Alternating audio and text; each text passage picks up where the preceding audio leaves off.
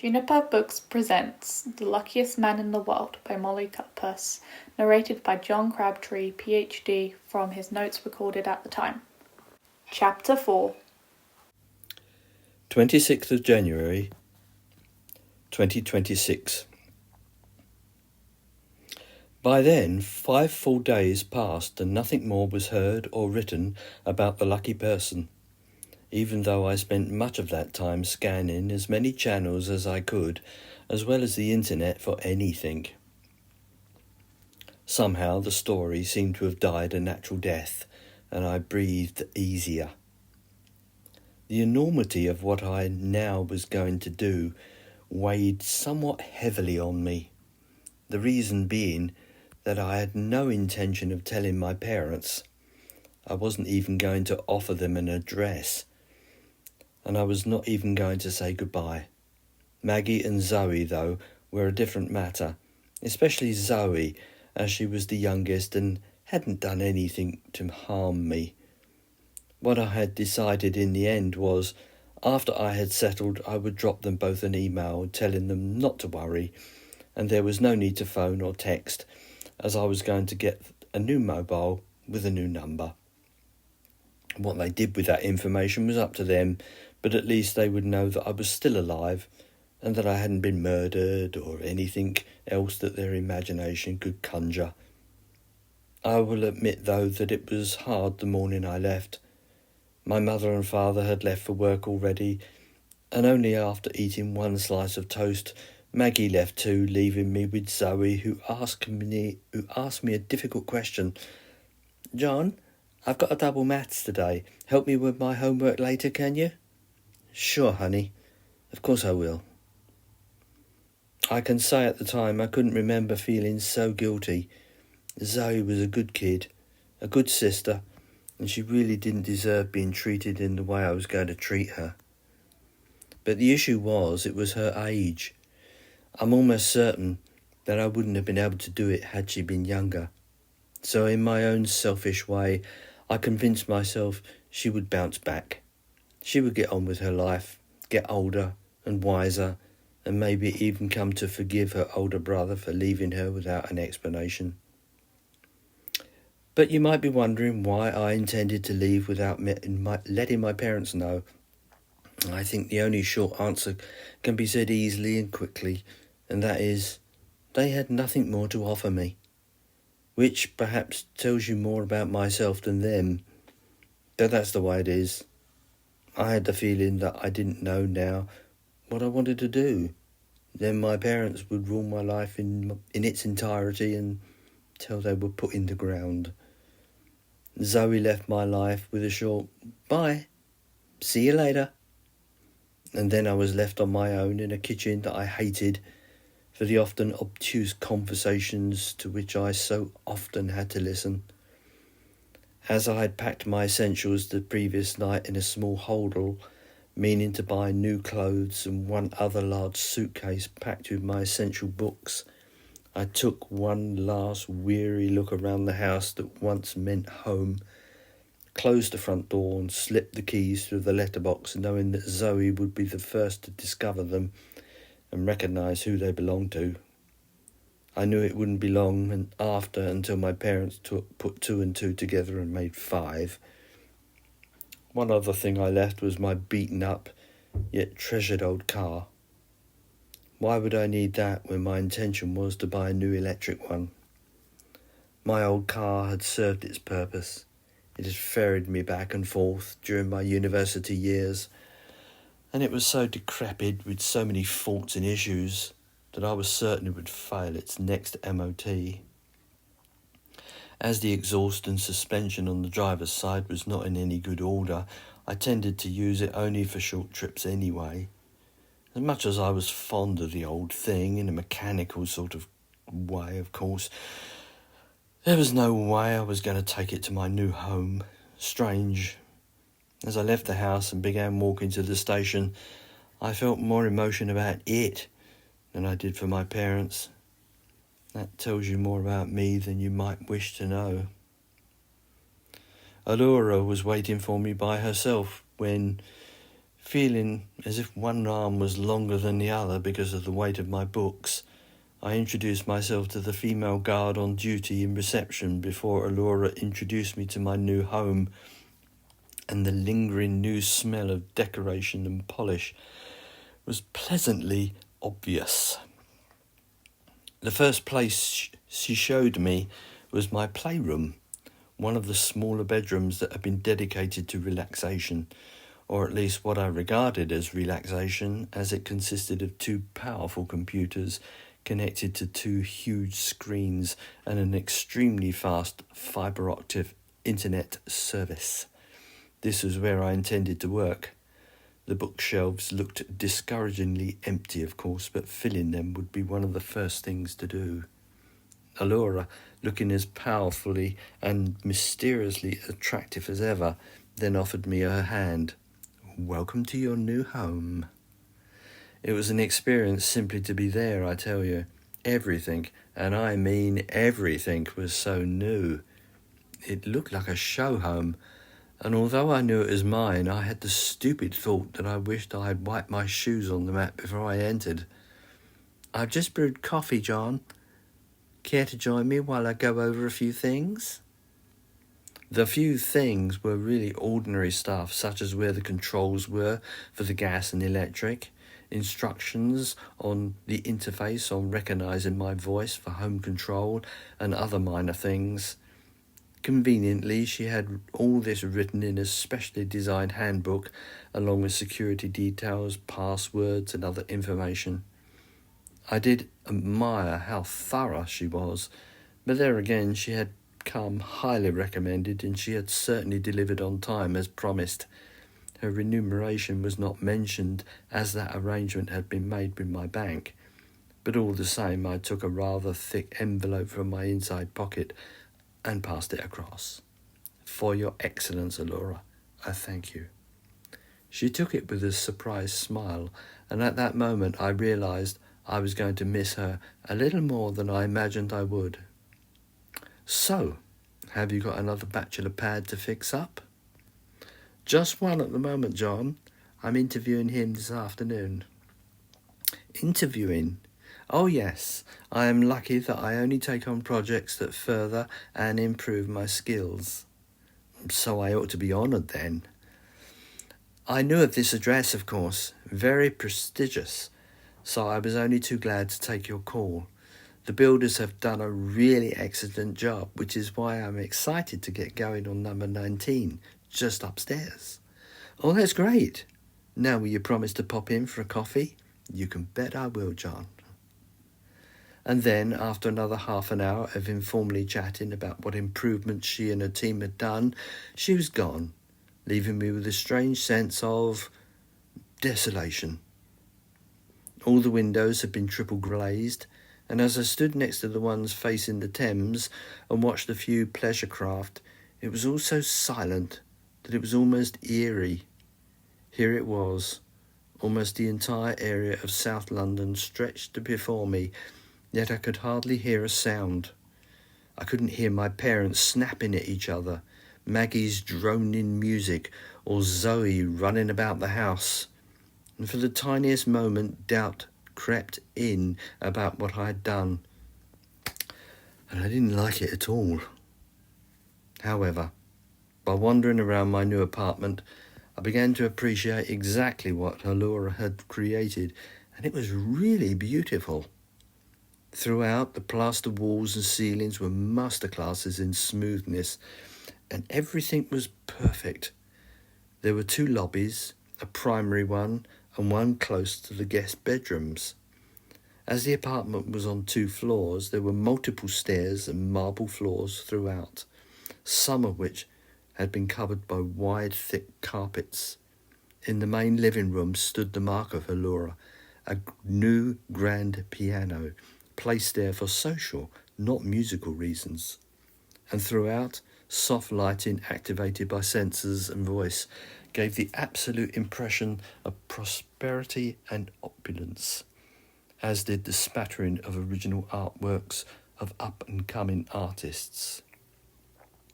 Now you may or may not believe me, of course. You are at liberty to disagree. But I gazed down on that grey stretch of water just for a short time, and I imagined that was all I was able to see. Because my extraordinary gift, if gift it was entirely forgotten, until I happened to glance down and I saw the multi-remote which controlled the huge living room TV. That immediately caused me to remember the National Lottery and my beginning efforts, which led me to standing where I was. I thought of the bright white light coming around from my operation, and then Mr. Johnson and the way I had deceived him in the company that he worked for, and then remembered the short time periods that had enabled me to... Was there a limit to this thing? As a mathematical prodigy, I had been instructed in all the major formulas concerning quantum theory. And I knew that, well, what I was able to do was not possible, at least according to our present understanding.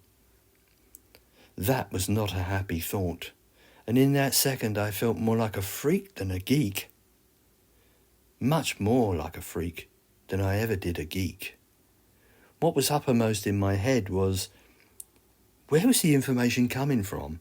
The future was unknown because it had yet to happen. And the past, it was all energy anyway, and energy changes form all the time. I won't explain the word entropy here, but that was one word that caused my confusion. The past has gone. All of it has changed into another type of energy, and the information is lost forever. So I resumed staring at the Miranda in Thames, and for an unknown reason the figure of 100 popped into my head. I still don't know why, but that 100 turned into 1923. And just as instantly my familiar world blinked, a kind of lengthy, flashing blink, and every one of my 5 senses immediately reacted to a new stimuli, and I found myself standing with my nose 9 inches away from a brick wall. As you can appreciate, I yelled and stepped back and promptly tumbled over a large wooden pallet, the kind on which heavy things were placed. And instantly I smelt the rich, dark and unmistakable odour of coffee. I was now sitting on a rough wooden floor surrounded by black sacks and floating motes of dust. The only light came from a small, high window next to a low wooden ceiling, and it illuminated a row of iron hooks which were attached to the brickwork. The smell of coffee was so strong that it caused me to sneeze several times, and I stood quickly, hardly aware of what I was doing. And then I heard a man's really rough voice. "Jeff, you up there? Better not be kipping again. Old Arthur will have your guts." It was all I could do to flatten myself against the brick wall, and honestly, I don't even remember breathing. "Jeff?" The owner of the voice appeared from behind a pillar of bloated sacks, and we silently stared at each other for God knows how long. I recognised surprise on his face, and I can only assume fear was on mine. "Who the devil are you? What are you doing up here?" He was a bear of a man, short but wide, with a huge belly, and the buttons on his grey waistcoat looked as if they were about to come off. He wore a flat cap and glasses, but it was his face that overall surprised me, for I had never seen such an ugly specimen of human in my life. His nose was squashed, his skin was filthy, and his ears stuck out so much that he gave the impression that his entire face looked like an old-fashioned Toby jug. I didn't answer. I couldn't.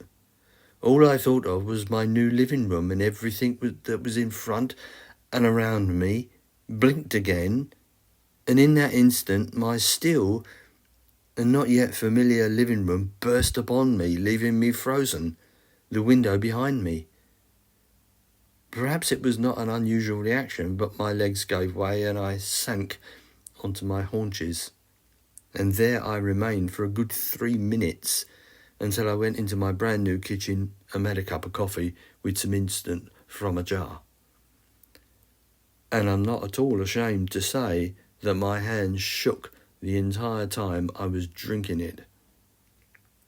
This break, this fracture in reality did more than make me quake. It caused a great sleepiness to overcome me, as powerful as if I'd run a marathon. A physical reaction, I suppose, because I began yawning as soon as I finished my coffee. And by the time I walked into my bedroom, I collapsed onto my brand new bed, and that was it for me. The last thing I remembered was saying, "Lights out." 29th of January, 2026. I awoke at 3 o'clock in the morning, drenched in sweat, my new sheets and duvet cover sticking to me uncomfortably, remembering the horror of an unusual nightmare in every excruciating detail. Unusual because it consisted of elements that were unknown and which were never explained in life, such as existing on a world so small that there was hardly any gravity, and the horizon was only a few hundred metres away, a black and nondescript world, absence of colour, and yet occupied by odd triangle-shaped buildings only a little taller than me, a kind of futuristic dystopian place of purgatory, a hell, an abyss. And all about me, odd, four-legged, bloated creatures, half as tall as me and as black as coal, shivered in wretchedness. The only source of illumination came from above, a poor, pale, beggarly light which threw no shadows. Despite the conditions, I heard no sound at all, even though I could see the creatures shuffling in an odd sideways movement. These naked black spectres possessed faces, but nothing like I'd ever seen, having many eyes and what appeared to be hairy tentacles or protuberances extending all over their hideously distended bodies. I knew I was not one of them, as I could see my own body and my hands, but there was not one thing that looked at all like me, just as these shrunken life forms of what I assumed were alive. The creatures were monstrous, and every so often one of them would approach me and touch one of my legs with its feelers, whereupon it would instantly deflate, shrivel and wither, collapsing onto itself to become something inanimate, a shell, I suppose, more in common with whatever the ground was made up from than anything alive. It was during one of these instances that I realised that the whole world was constructed of the bodies of these creatures that I awoke in a blind panic. I slept no more that night, but spent the time until daybreak staring at the ribbon of the Thames and at the marks on my hand. By the time London came fully to life, I had convinced myself that there was no doubt in my mind that my gift was inherently connected to those dark markings on my hand. Yet for all my intelligence and knowledge that I could not understand how, or how I seemed to have the knowledge and skill to use to do what it did, it obviously had been imprinted on me during the encounter with the white light. But, and here I ran out of questions, let alone gained any answers. As far as my incomprehension went, trying to come to terms with it, it seemed as if it was some kind of very advanced wearable technology. But that's as far as my knowledge went. Whatever it was, I was stuck with it. Over a mean breakfast, because I didn't feel at all hungry, I cogitated some more of what it all meant, but still came to no decent conclusion, except to realise that we are perhaps not the only intelligent life forms in the universe. But as to why this gift had been given to me, I had no idea. And what was perhaps worse was it seemed that I didn't have any means of getting any further information. It was like giving a mobile to a caveman. At some time that morning, after I had put away my books, halfway towards lunchtime I think, I felt my eyes closing. As much as I didn't want to, I allowed myself to fall asleep on my new sofa, irrationally hoping that by avoiding my bed I would not have the same dream again. But however unreasonable that was, I was pleased that I awoke at least nightmare-free, if not free from dreams altogether. For the one I had was so different to any that I had previously that it impinged itself onto my memory to the extent that I have never forgotten a single detail. It began with me walking along a London street at night in the depth of winter when there was a thick covering of snow. If I were to guess where this road was, I would say somewhere in Bloomsbury. I heard my boots crunching under the snow underneath, and on my left were black railings of the type that stood outside London houses. Then I stopped and took 4 steps upwards and faced a large black shiny door with a large metal knocker which I used. Shortly, a young maid in full 19th century costume opened and invited me in after dropping a curtsy. After she took my hat and stick, I walked forward into the darkness of the hallway, and as I was about to enter another door at the end of the passage, it opened, and another maid appeared. However, this one took one look at me and began to scream loudly as she dropped the tray she was carrying. It was her scream that caused me to wake up. However, I awoke to a different kind of nightmare, for it was my mobile that had actually awoken me. I hadn't yet pre-programmed it with any of my usual ringtones, so it sounded odd, but I answered it nonetheless, thinking that it had to be my service company, as I didn't recognise the number. Hello? It was a woman with a clear, youthful kind of voice. Oh, hello. Can I speak to John Crabtree, please? Speaking. Oh, good afternoon, Mr. Crabtree. My name is Jennifer Martin, and I'm a freelance journalist, and I wondered if I might ask you a few questions about your double lottery win. Mr. Crabtree? I was momentarily struck dumb, but I possessed enough wits to immediately end the call. I then dropped the mobile onto the sofa as if it was capable of giving me a life-threatening disease, and stood stock still as a playful sun peeked out of the clouds and made everything it touched shine. Jesus Christ. This is more than doubly troubling. How on earth did she get my number? What did she have to do to get it so quickly? Names rushed through my mind, but I found it hard to believe that Allura Buck or Anne Walker could have given away my personal information. Surely not. Therefore, I came to the conclusion that reporters must have their own sneaky ways of getting information. What had happened was a shock, and it had the effect of preventing me from doing what I intended to do that afternoon, which was set up my computer and other equipment, which I did not now feel like doing at all, because that was all I needed, to go online where anybody with any limited form of expertise could find me by reverse engineering my email account and uncovering my IP address. Therefore, what I did was I decided to stretch my legs and blow away the cobwebs of my insane dreams and of the irrationality that I was already being electronically followed. Intentionally, I left my mobile where I had left it.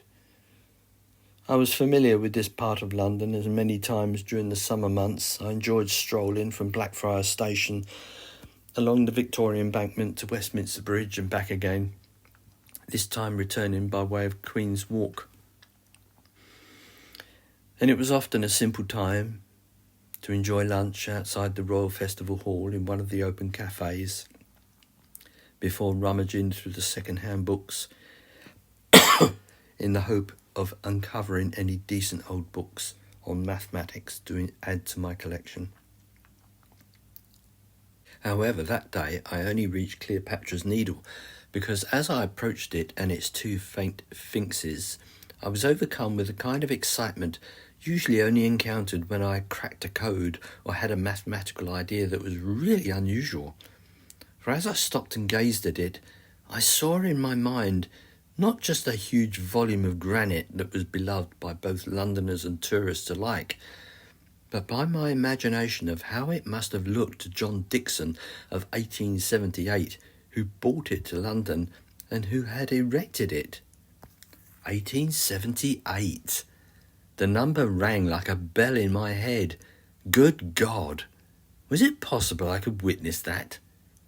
I must have stood rooted to the spot on the pavement for, I have no idea. But I felt such excitement as I was unable to describe. My imagination took me everywhere, but what impressed me the most was that I might actually have the ability to take a photograph of the actual erecting of it. It was that singular thought that made me turn and return to my apartment, my brain buzzing with ideas, potentials and possible pitfalls. I began immediately searching the internet for pictures, and I was astounded to uncover only one showing it actually in the process of being erected, although I did find some handprints from the Illustrated London News. But apart from the article mentioning a Friday, no other date or time was given. I thought about this hard. In fact, it occupied the rest of my day as a myriad of problems and possible obstacles came to me, such as, where would I stand? Who would notice me suddenly popping into existence and popping away again, and arriving back?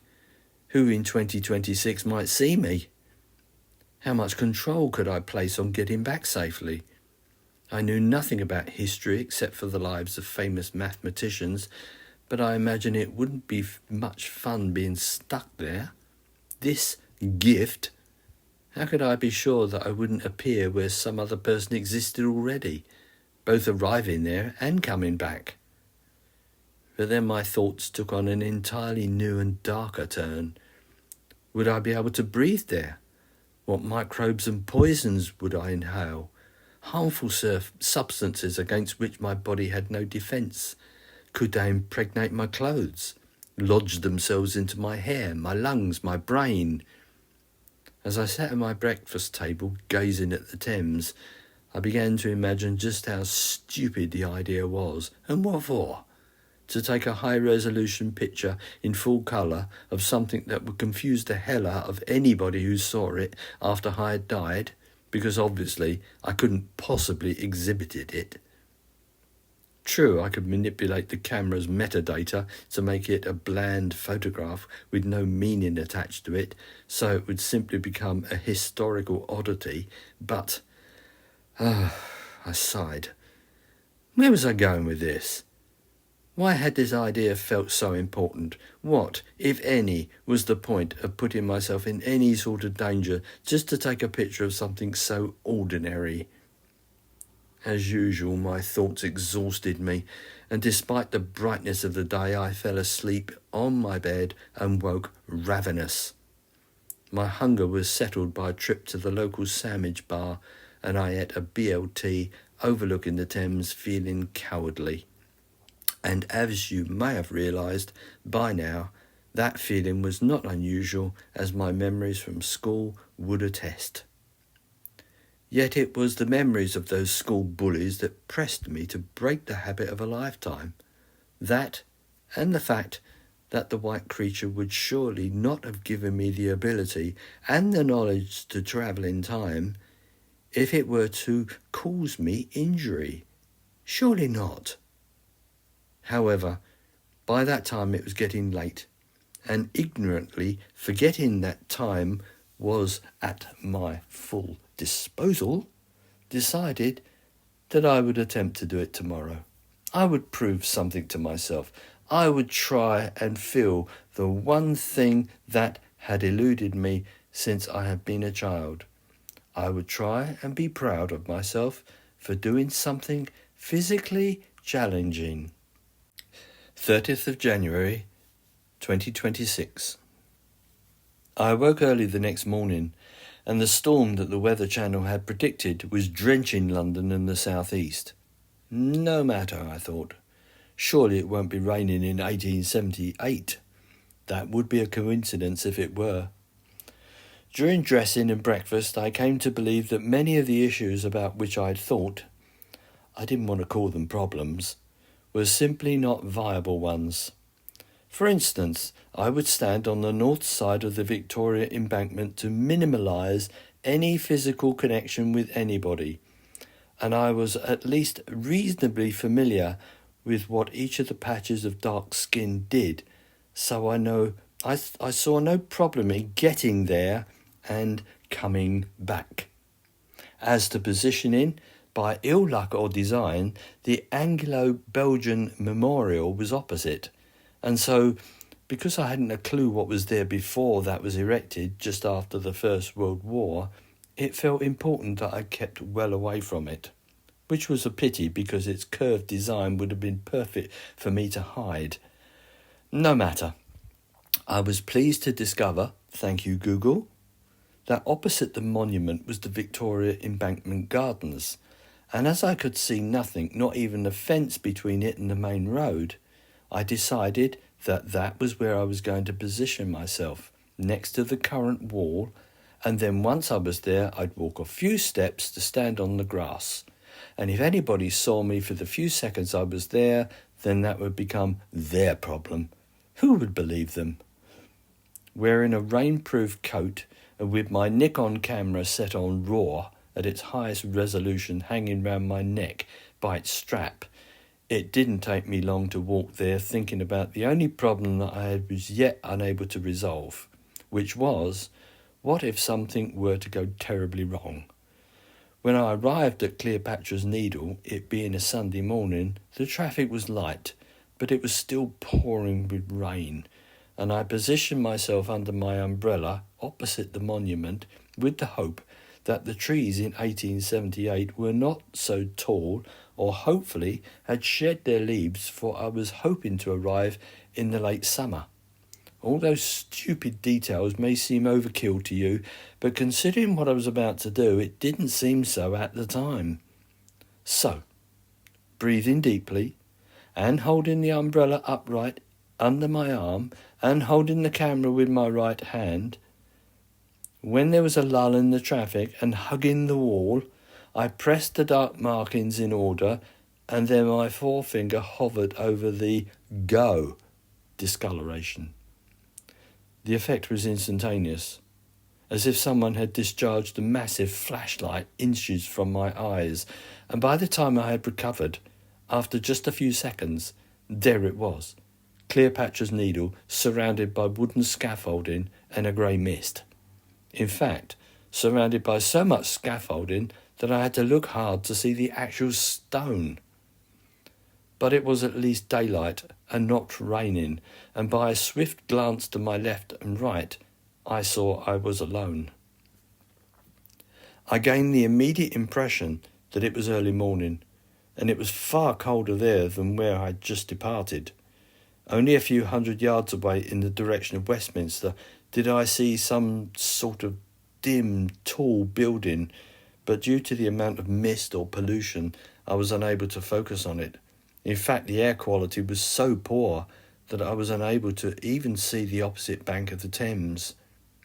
I'll add now that it was all mysteriously and eerily quiet, and what colour there was appeared muted as it does with mist.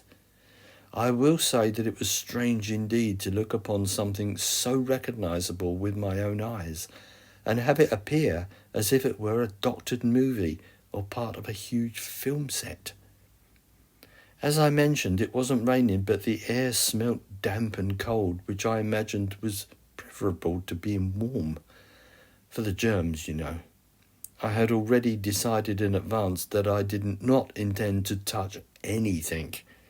All that would remain of me would be a few atoms of shoe leather and maybe footprints in the grass. But I instantly realised that I had no need to step backwards into Victoria Embankment Gardens at all, because the view where I was standing was perfect. Although, had anybody seen me, they would have wondered why a man was standing there hiding under an umbrella when it wasn't raining.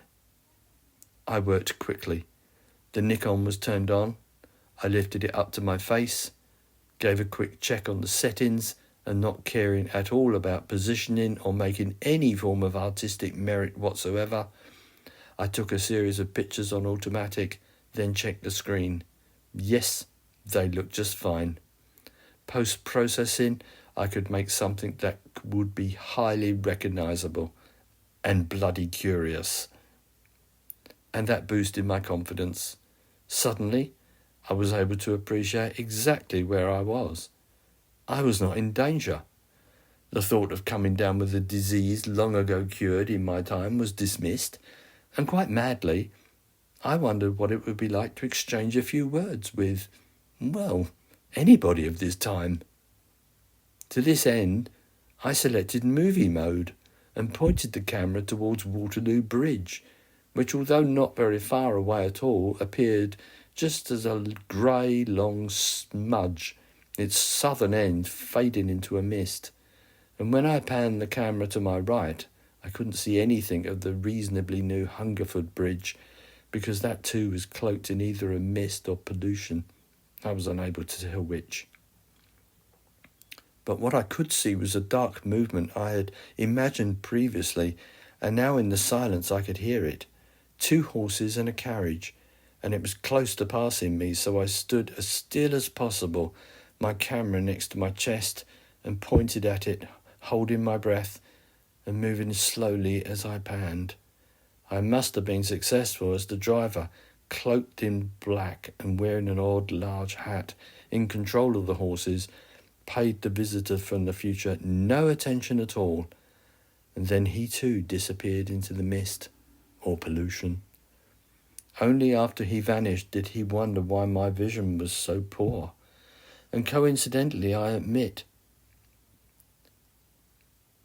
did I begin to feel some prickling in the back of my throat. Was that due to what I was breathing? I understood that by 1878 the Industrial Revolution was undergoing huge changes and pollution was actually a thing. So how could I be surprised if I were breathing in a whole host of toxic waste? That thought brought me to my senses, and I decided that as I had come for and got a free movie as well, I really didn't want to stretch my luck. So I turned off the camera and prepared myself to return.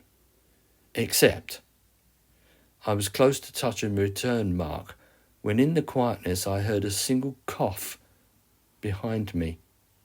I turned round, of course, and glared at the grass and the trees that were closest, and I narrowed my eyes as I recognised that what I at first assumed was a dark part of the base of a tree wasn't.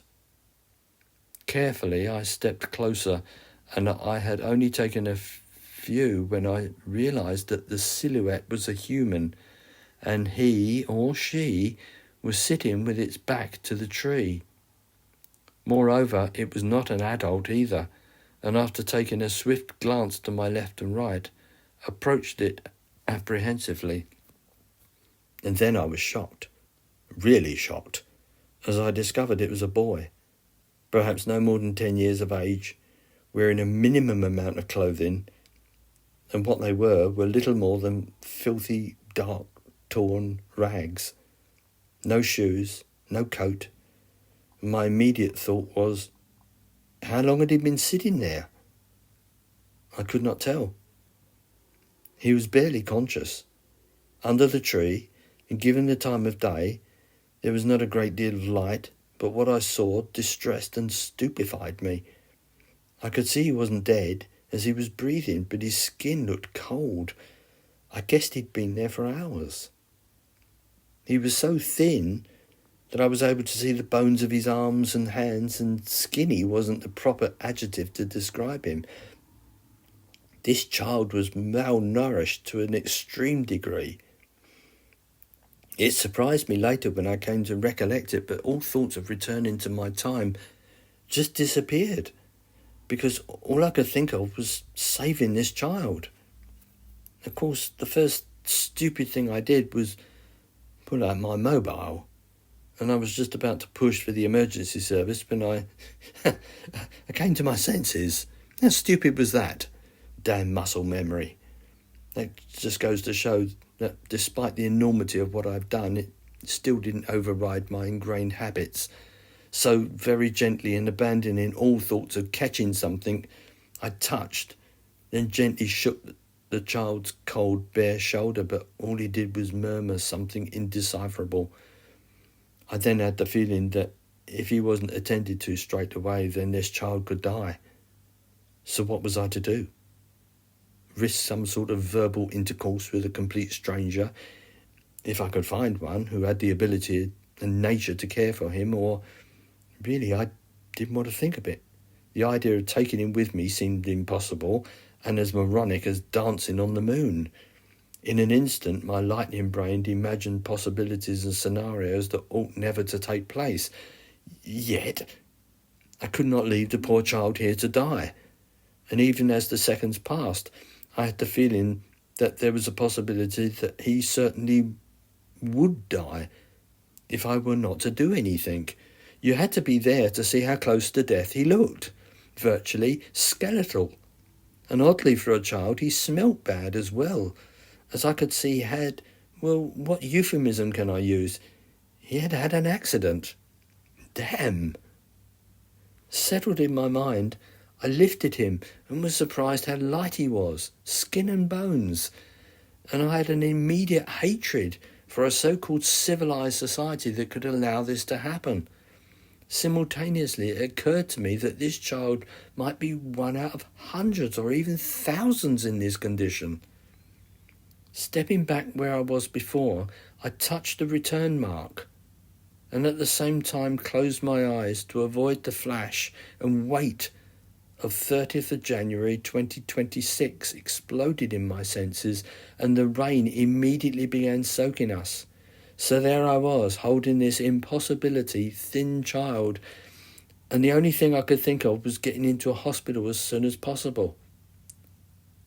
And so my luck changed as I was able to flag a taxi, who, once he had stopped, viewed me with suspicion when he saw what I was carrying. Nevertheless, although he didn't talk much, he kept his eyes on me all the time by way of his internal mirror. It didn't take long to get to St Bartholomew's Hospital, and I paid by card before I left the cab. The driver still staring at me, and all the while talking into his mobile. I didn't blame him, because I can only imagine what he was saying. Once inside, things got complicated, as I thought they might. I hoped they might not, but I was kidding myself that I could simply deposit the child and get the hell out of there. But it was not that simple. Once the women in reception saw what was in my arms, not only were there nurses and a doctor summoned, but so was security, and judging by the amount of CCTV I saw, I realised it was stupid to try and leave. I was relieved of the child immediately, and from the moment I let a nurse have him, I was suddenly surrounded by 2 alert guards who invited me to sit. And I had not long sat when 2 policemen entered reception, and I intuitively knew straight away that they were the result of the cabbie's phone call. Once it had been established that I had no family connection with the boy at all, that I had just found him and wanted to do a civic duty, tensions eased. But all the same, I was escorted to a private room where the police subjected me to more questioning. I told them basically the truth, that I was taking photographs of that part of London when I found him under a tree.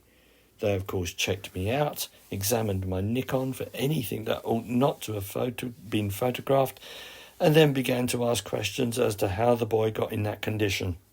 To which, of course, I had no answer, as all I did was find him. During the interview, an elderly Indian doctor with a white beard entered and angrily demanded more answers, but what could I tell him? How is he?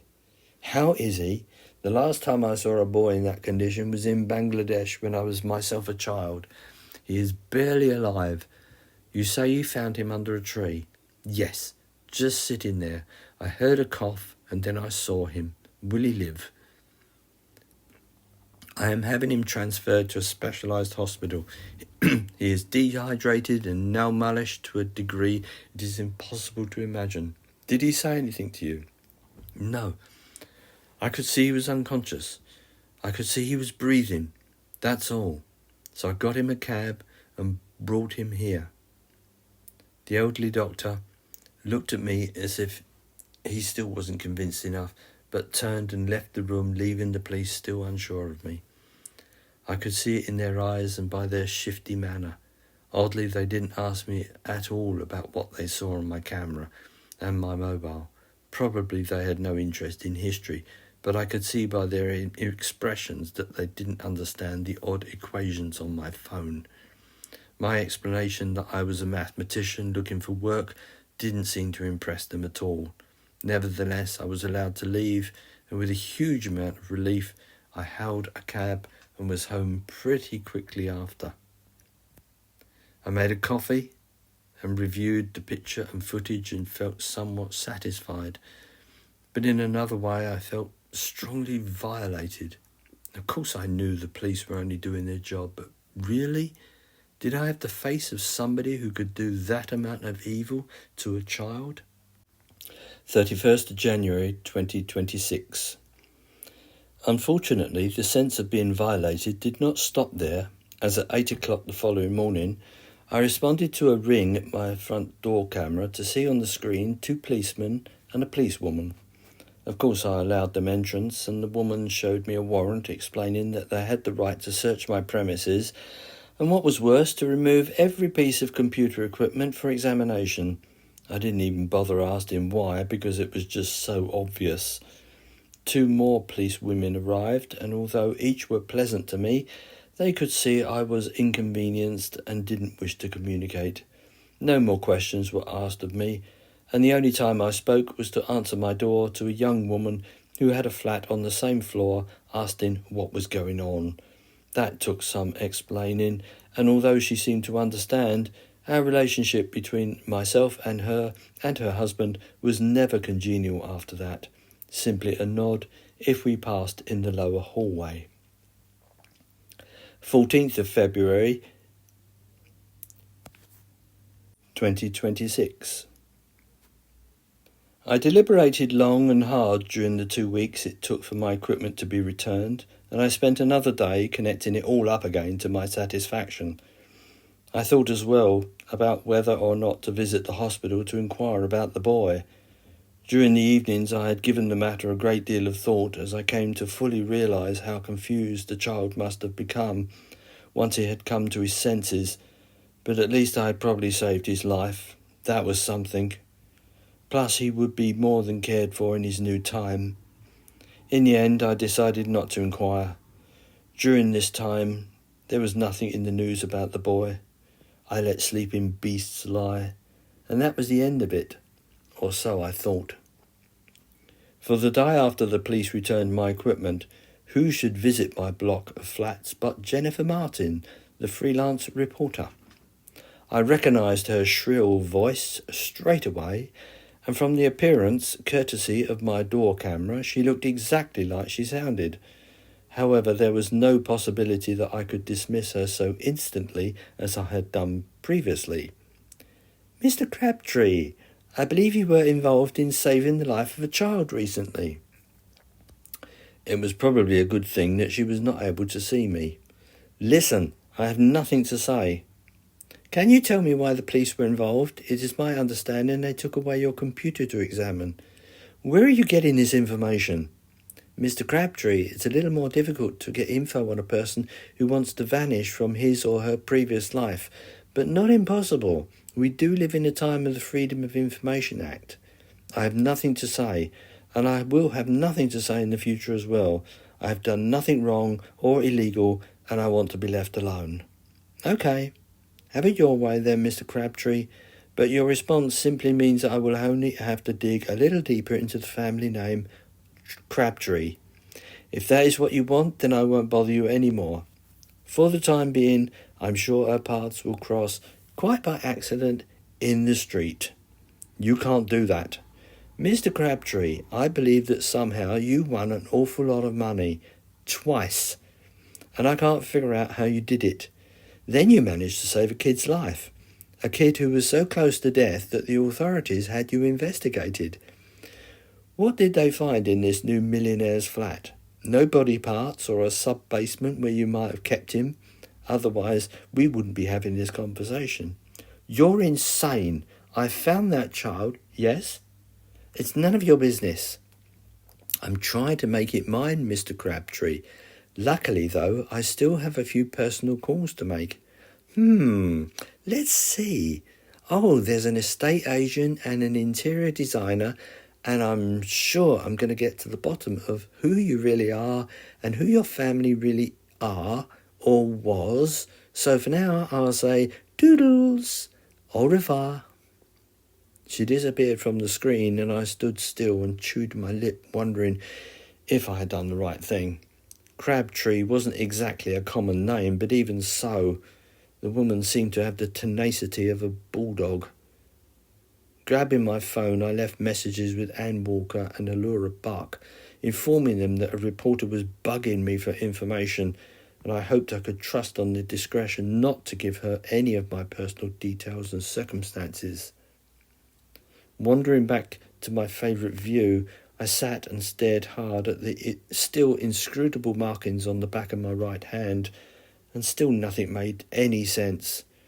To the best of my knowledge, they confirmed to no language or mathematical expression I had ever seen. But above all, how did they work? Were they somehow intimately connected to my physicality in a manner so far mistaken? As I looked, I even began to think they were ugly, like smudged old tattoos, but ones that still held their design. I was at a loss of what to do, and a kind of depression clouded my judgment. Here I was, a man who seemingly had the ability to do what no other person could do, perhaps, and I was scared of some bimbo reporter.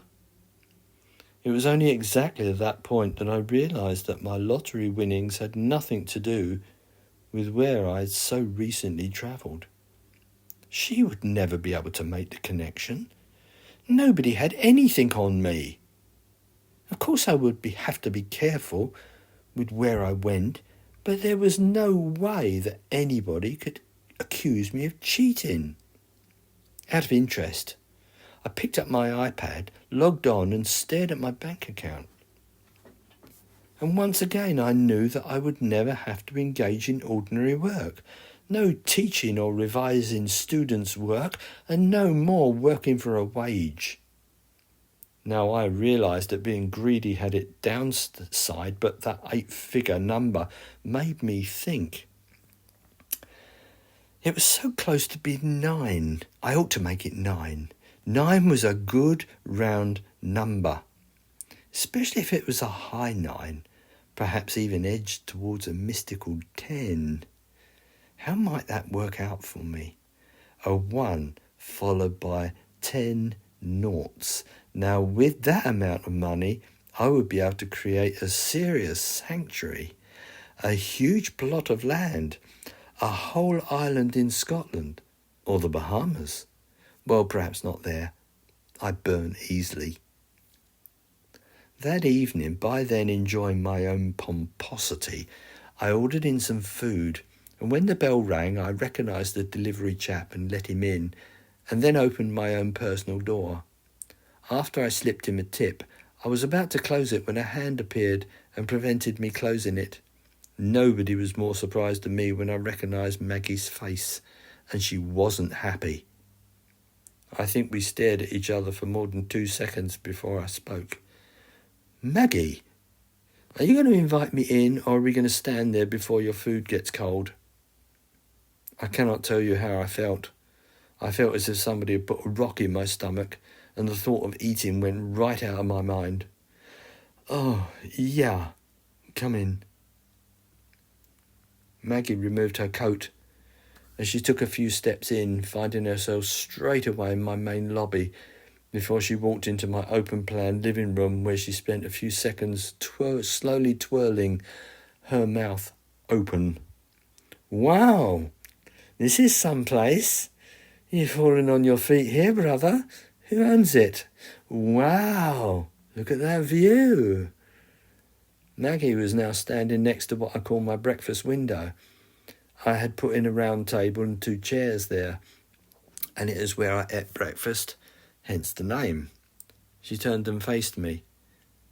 Aren't you going to answer me? Who lives here? How did you find me, Maggie? A better question would be, why was it so difficult to find you? Mum and Dad are off their heads with worry. Yeah, I believe that. So for whatever reason, you just walked out, left home, just like that, without even leaving a note, not even saying goodbye to me or Zoe. I sent emails. I had reasons. Whose place is this? Although I knew that if I were to offer any scrap of information, that would be my undoing. In a strange way, I wanted, or I felt I needed to. It's mine. What do you mean? You couldn't afford to rent something like this. From where did you get the money? It's not rented. Then what? Who owns it? Who do you know who has this sort of cash? I own it, Maggie. I bought it. A silence. I could almost see and hear and feel the clanking of gears behind her eyes.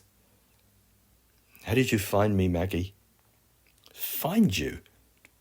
Oh, some reporter told me she was writing up a piece on you. Something about saving a child. Of course, we got talking and she mentioned this address. A woman? The reporter was a woman? Yes. What are you talking about, John? You don't have the money for this. Not even Mum and Dad have the means to live here. The woman, this woman, did she talk to anybody else? I don't know. Such as Mum and Dad, or even Zoe. I don't know. We talked at a bus stop while I was on my way to work. Come on, John. Why is she writing about you? Answer some of my questions, beginning with, why did you leave home without saying anything? And what did she mean about saving a kid's life? I could do nothing else, could I? I was properly trapped. My idea of leaving behind my past not so easy to achieve. Perhaps I should have chosen a place further away, such as the jungle of Borneo. Nevertheless, I told her everything, or almost everything, leaving out the path about my new ability. Just telling her that I'd won the national lottery twice was enough for her to rapidly sit as she continued to stare at me. And as if explaining that didn't take up more of my time than I wanted, telling her why I left home without warning or notice took up most of the rest of the day. I write most because then I had to explain the child and the police, which took us into the early evening. But however important these matters were, I could rely on Maggie to bring matters down to something that meant a great deal to her. So how much money have you got left? About 13. $1 million? I guess. And you intended to keep all that to yourself? What about my wedding? I don't know. I suppose all this could be the result of what happened to you, the brain thing. But even so, Mum and Dad have to be told. No, they don't. If they don't know anything, just don't tell them. So you don't intend to share any of her willings with anybody then? I mean, Sam and me will need a flat. Surely you can help us out. And how will you explain that to Father? You know he likes to know the ins and outs of a cow's backside. I'll tell them I won the lottery, she said brightly. Oh yes, I can see him totally believing that. Then what? He must know that this place is mine, Maggie. Sorry, he mustn't know that this place is mine, I mean. Because the reason I'm here is to get away from him. He'll insist on wanting to know what I'm doing with the money. He'll be suggesting this and insisting on that. And he will end up making me feel that I never left at all. I love this place. I sit at this table every morning and watch the Thames. I watch the weather. It's peaceful and it's quiet and it's a place where I'm not disturbed, where I can think, create and write because that's what I want to do. That's my work. John, we all know that you are some sort of super genius, and I respect that, but there is more to life than just being by yourself 24/7. Weren't you even going to come to our wedding? I didn't have to answer. I suppose my silence did the talking. Oh, that's very nice. And I suppose you had plans never to speak to Zoe again? That's really selfish. That's incredibly selfish, John. She's just a kid and she's been really upset. You know she thinks it's her fault, don't you? You know what kids are like. You could at least write to her, or better still, phone her. But then Mum and Dad would know. I don't know what to tell you. You ought to stop being the selfish git you are and start thinking about your family. At least your sisters who haven't done you any harm at all. You could just stand up to Dad and tell him, I don't know, that all your finances are secure. Tell him that the lottery people put you in contact with a professional investment team. That should stop him interfering, I suppose. But you know what he's like. He takes over, like he's done with your wedding. And neither Sam or you have stood up to him over that, have you? As he's paying for it, no, I suppose not. Look, Maggie, it's getting late. I'll phone for a taxi. Just let me think about things, all right? OK. If that reporter appears again, tell her nothing, Maggie. I've got her number and I'll be shouting at her myself. Shouting? Why shouting? She's only writing about you saving the child, isn't she? No, not really. She thinks there's something odd about me winning the lottery twice. Probably thinks it's a case of fraud or deception or something. I'll sort her out. After placing Maggie safely in a taxi, I returned to my flat, undressed, and went to bed, falling asleep straight away. But I slept the sleep of the damned. You have been listening to an audio production of The Luckiest Man in the World by Molly Cutpurse, narrated by John Crabtree PhD.